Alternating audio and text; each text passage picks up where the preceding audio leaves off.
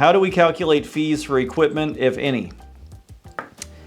So this is again going to be in this video that I'm going to be filming today, but you need to have an average percentage by building that your equipment costs are going to be, right? And that includes your initial equipment purchase, as well as the the replacement costs. And every company is a little bit different. It depends on what equipment you're using, but a good percentage to place is going to be about 4%. I mean, I've seen it get lower. I've seen it be higher.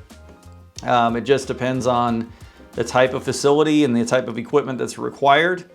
Medical facilities may require more equipment, so it'd be a higher percentage, but you're also going to be charging more per hour. So even though that percentage is of the hour, you're going to end up with a higher, total dollar amount.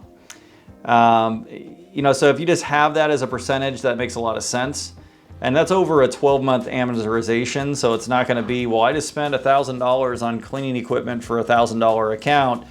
You said 5%. That's not 5%. Well, I mean, $1,000 on a $1,000 account would be a lot, but it would be over a 12-month period. Most of the equipment that you're going to be purchasing that is really expensive is going to last a long time as long as you take care of it. So backpack vacuums, mop buckets, things like that, trash barrels, etc. Those things are going to last years, not days. So you should definitely consider that when you're putting together your price per hour is, what is it going to be your percentage for equipment?